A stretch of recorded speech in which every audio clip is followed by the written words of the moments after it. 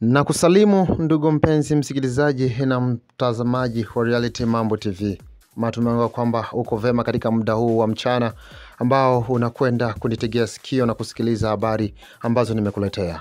Na hivyo ujue kwamba tunapatikana katika mashariki mwa DRC, huko South Kivu ambako tunapatikana. Na hivyo ujue kwamba tunakuletea habari katika kituo chako cha matangazo Reality Mambo TV. Na ujue kwamba katika habari zote za aina yote ile niko tayari kukuletea ili ya kwamba upate kuzisikia na kujijuza mengi. Ni kwako wewe kujiunga ili unapata habari zetu zote mapema. Unapobonyeza pia alama ya kengele hapo, unapobonyeza hapo kwenye subscribe, usisahau kabisa pia kubonyeza alama ya kengele. Na hivyo unaosambazia watu wengine wapate habari zetu mapema baada ya wewe kufuatilia kipindi mwanzo mwisho. Tutakwenda kuyazungumzia kwa kuonyesha mtasari wa habari ya kwamba tutagusia mambo ya huko maeneo ambako waasi wa M23 wamemiliki na kutoa visa zao zilizo tofauti na government ya Kongo. Volodymyr Zelensky, rais wa Ukraine, kamtumia aliko rais wa DR Congo Felix Antoine Tshisekedi kwa mazungumzo madhubuti. Minembwe haipigwi kama jinsi inavyopigwa kwa sababu ni Minembwe. Akizungumza hayo Pastor Kilunga. Pia tutakwenda kugusia huko Mombasa jimboni Ituri ambako watu wawili wauawa na waaskari wa FARDC, yani government ya Kongo.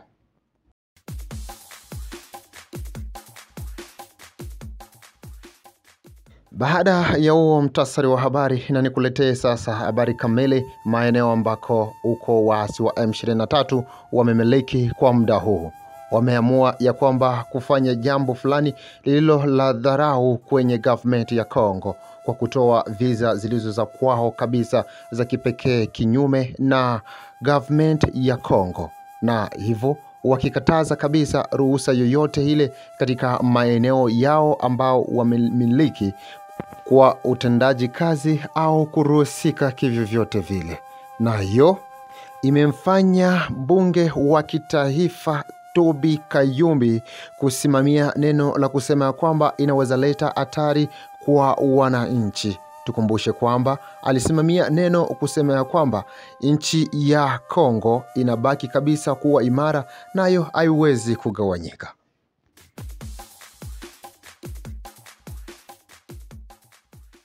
Leo Jumamosi tariki 4 mwezi wa Oktoba mwaka wa 2025, Volodymyr Zelensky, rais wa Ukraine, kamtumia rais wa DRC Felix Antoine Tshisekedi aliko rasmi kwa mazungumzo yanayohusu ulinzi, teknolojia ya mlimo, umeme, hata pia uwekezaji wa tarikimu.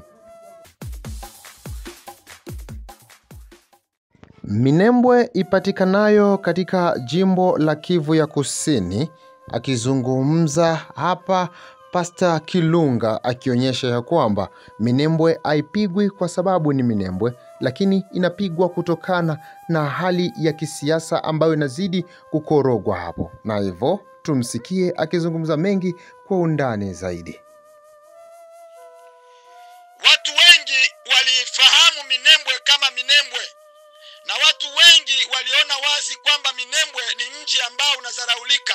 Lakini nataka nikuambie, kwa miaka yote hii tumeishi hapa mashariki, mji wa Minembwe ulikuwa ni mji ambao ulikuwa unatengenezwa kama jiji kuu la njano au jiji kuu linalowakilisha wa siasa ya Watusi katika Afrika. Kwa hiyo ndio maana watu wengi wamefika mahali wakaanza kudharau, wanaona kwamba Minembwe si kitu, na watu wengi walianza kusema wazi, kwa nini mnashindwa kuingia Minembwe? Kwa nini mmeshindwa kupiga Minembwe? Nilitaka nikuambie siri moja wazi kwamba sisi hatuipigi Minembwe kama Minembwe, hatuipigi Minembwe kama mji ulio katika tarafa la Fizi, hatuipigi Minembwe kama mji ambao unaozaraulika.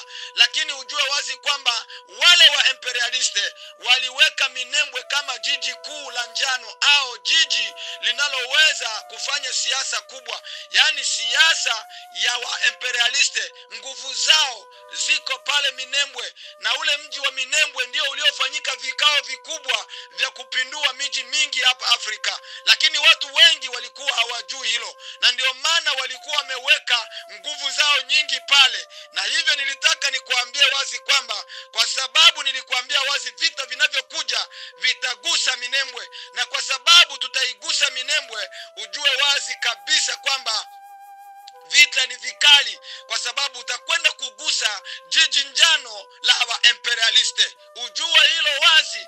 Pastor Kilunga ninafundisha haya kwa wakongomani kwa mitandao yote, wajue wazi kwamba mji mkuu ambao ulikuwa unawakilisha siasa ya wa imperialiste hapa Afrika ni pale Minembwe. Na ndio maana nilikwambia wazi kwamba wakati risasi litakapogusa pale, dunia itatikisika, dunia itayumba, kwa sababu wako watu pale ambao wanaotengeneza siasa ya kuendelea kuweka utusi katika nchi ya Kongo. Hivyo ni lazima ujue wazi kwamba tuna vita vikubwa ambavyo vinavyoandaliwa, kwa sababu ule mji utaguswa, na wakati ule mji utakapoguswa umekwenda kugusa sehemu kubwa ya imperialiste. Kwa hiyo hawatakubali kirahisi, lakini nimekuambia kwa neno la Bwana, kwa jina la Bwana wa majeshi, yeye amesema ameiweka Kongo mikononi mwa wakongomani, na hivyo ule mji utakapoguswa tayari tunakwenda kuvunja mamlaka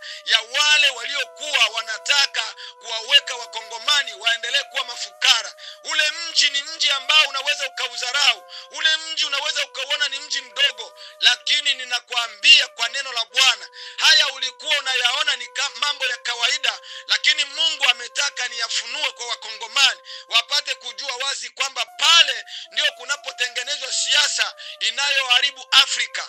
Ule mji umetengenezwa kimaasusi ili uendelee kuwa jiji njano la wale ambao wanaofanya imperialiste. Kwa hiyo sio mji wa kawaida, na ule hatutaupiga kama kawaida. Ndio maana tunafanya reference na jinsi Joshua alipopewa mamlaka ya kuvunja Yeriko. Ule ulikuwa ni mji ambao ulikuwa umewekwa ngome kubwa, ule ni mji ambao watu wanautegemea, ule mji ndio unaofanya watu wengi pale Marekani wanaishi, ule mji ndio unaofanya nchi nyingi hapa Afrika kama zinapata kiburi za kusapotiwa na wale wa imperialiste, nguvu zao zinatoka pale Minembwe. Kwa hiyo nilikuambia wazi kwamba wakati utakapoona risasi limegusa pale Minembwe na risasi limefika pale mpakani Kamanyola, ujue hakika nchi itatikisika, maana barabara kubwa inayounganisha ni hii ya pale Kamanyola. Kamanyola ndio kuna daraja kubwa linaloingiza kutoka vitu Kongo kupeleka pale Rwanda. Na hivyo nilikuambia ni miji mikubwa ambayo ni miji ambayo huwezi kuidharau. Kwa macho unaweza kuona ni miji ya kawaida, lakini haya ninayokufundisha ni mambo makubwa ambayo wakati mwingine akili zako haziwezi kuelewa ninachokizungumza leo. Lakini ule mji utakapoguswa, watakuwa wamegusa mboni ya wale wa imperialiste, kwa sababu mambo yote yanayotoka Kongo, mambo mengi yanayopitia pale Kamanyola yanapitia pale Kamanyola. Kwa hiyo wanaweka mji wa Kamanyola wao ni mji wao. Ndio maana unaona hata wakati vita vilivyoendelea hawakuweza kufunga mpaka wa Kongo na Rwanda, hawakuufunga kwa sababu Kamanyola ni mji wao mkubwa. Watu wengi walifikiri wazi kwamba ni mji wa kawaida, lakini nataka nikwambie kiunabii, nimekwambia kama ule mji wa Kamanyola utaguswa na ule mji wa Minembwe utaguswa, ninakuhakikishia wazi kwamba haya ninayozungumza utayaona. Maana tutakwenda kuvunja kile ambacho wao walichoweka ukuta. Wameweka ukuta miaka mingi, na wakongomani wengi hawakuelewa, maana waliona tu magari yanapita, waliona tu kwamba ni barabara ya kawaida, lakini wao walikuwa wamefanya biashara siku nyingi. Na wakati unapokwenda kuwagusa watu watu wanaofanya biashara, hapo unagusa maisha. Ndio maana nilikwambia wazi kwamba wakati unapogusa Minembwe utakuwa umegusa maisha ya waimperaliste. Wale wanaokaa pale walikuwa wamewekwa ni vibaraka tu. Usione ile sura iliyo pale. Ile sura ni sura ya vibaraka ambao waliwekwa ili waendelee kuchuma, ili waendelee kufanya uchumi wa wale watu uwe mkubwa, ili waendelee kuchukua mali zao hata kama wanaweza wakapitia mahali pengine, lakini walikuwa naambiwa wazi kwamba tunakaa hapa. Na kama nilivyokuambia wazi kwamba walikuwa wamewekwa wanalinda ngombe tu au wanafanya mifugo, lakini wale waliowaweka pale ndio waliokuwa wanazalisha mali nyingi na watu wasielewe kinachoendelea. Ndio maana nilikuambia wazi kwamba wakati tunapogusa eneo la Minembwe ujue wazi kwamba pale Minembwe ndio kunaotengenezwa siasa inayogandamiza wa Afrika hapa Afrika.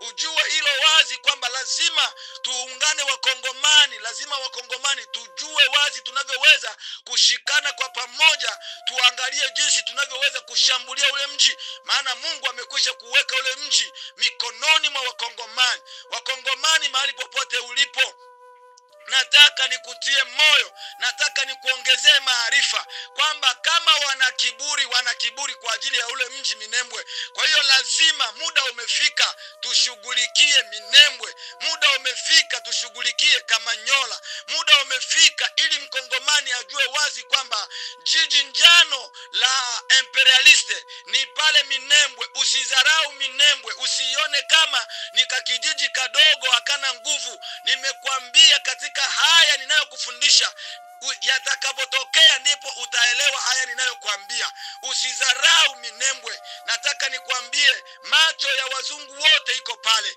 Kwa hiyo lazima tupige Minembwe, lazima tuishambulie Minembwe na Kamanyola, na utasikia kile dunia itakachokuwa imelalamika, kwa sababu tutakuwa tumegusa mboni ya jicho lao. Pale ndio wameweka watumwa wao. Kwa hiyo nilitaka uhakikishe wazi, ukae kwenye maombi. Ndio maana nisema tuombe wiki hii, tuombee Kongo, tuombee hiyo miji ili Mungu atende mambo makubwa. Mkongomani mwenzangu mahali popote ulipo, makanisa yote tuombe. Nilikwambia wiki hii ni wiki ya kuombea Kongo, ni wiki ya kuombea mashariki, ni wiki ya kufanya mambo makubwa ili Wakongomani wafike mahali waondokane na ile hali ya vita vya mara kwa mara. Basi aliyesimama mbele yako ni mtumishi wa Mungu Pastor Kilunga. Ubarikiwe na Bwana. Amen.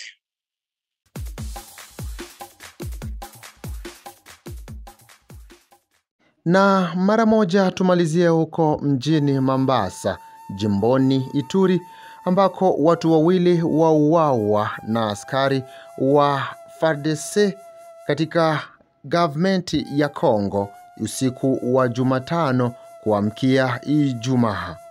Kwake John Vileverio, mkuu anayehusika na haki ya binadamu mjini Mombasa, kaonyesha ya kwamba maafa hayo yamekuwa tena ya kwanza ambayo yalifanyika kwa Gabriel Tuishi naye Ajida Erike, na pia akafikia kukimbia. Ya pili yakafanyika kwa mama mmoja mjamzito naye askari wa jimbo ya 31 katika hali ya kiaskari hadi mama huyo akapelekwa hospitalini. Tukumbushe kwamba huyo mkuu anayehusika na haki ya binadamu John Vileverio katoa wito kwa kitengo kinachohusika na uchunguzi kipate kufanya uchunguzi madhubuti kwa kuondoa wasiwasi ya wananchi hapo mjini Mombasa. Huo ni mwisho wa taarifa ya habari ambayo nimekuletea.